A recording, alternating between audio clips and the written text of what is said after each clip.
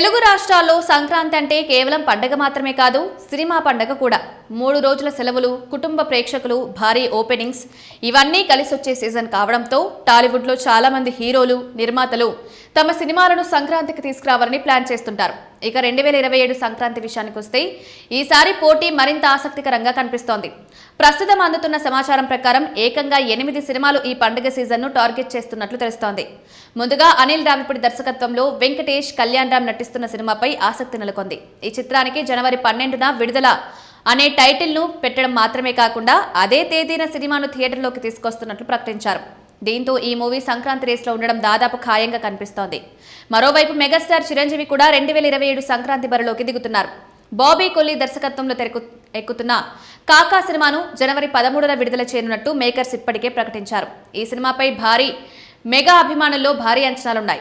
అదే సమయంలో సాయి దుర్గా తేజ్ కూడా వెనక్కి తగ్గడం లేదు.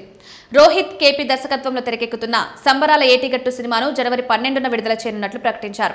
దీంతో ఒకే రోజున 2 సినిమాలు పోటీపడే పరిస్థితి కనిపిస్తుంది. ఇక హనుమాన్తో ప్రేక్షకులను ఆకట్టుకున్న ప్రశాంత్ వర్మ క్రియేటివ్ యూనివర్స్ నుంచి మరో ఆసక్తికరమైన సినిమా వస్తోంది.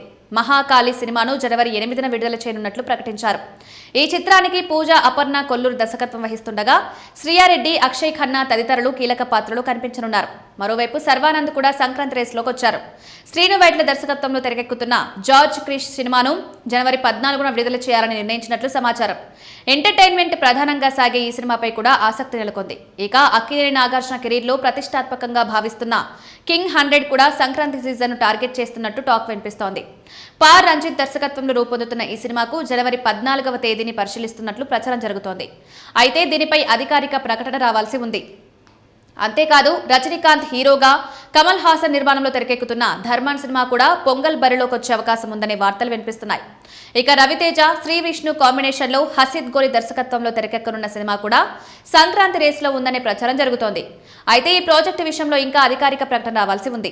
మొత్తానికి 2027 సంక్రాంతి బాక్సాఫీస్ వార్ మామూలుగా ఉండేలా కనిపించడం లేదు. ఇప్పటికే కొన్ని సినిమాల రిలీజ్ డేట్లు అధికారికంగా వచ్చాయి. మరికొన్ని సినిమాలు ఇంకా చర్చల దశలో ఉన్నాయి. చివరికి ఎన్ని సినిమాలు నిజంగా సంక్రాంతి బరిలో నిలుస్తాయి, ఎవరు డేట్ మార్చుకుంటారు, ఏ సినిమా సోలో రిలీజ్కి వెళ్లే అవకాశం దక్కించుకుంటుంది అనేది రాబోయే రోజుల్లో క్లారిటీ రానుంది.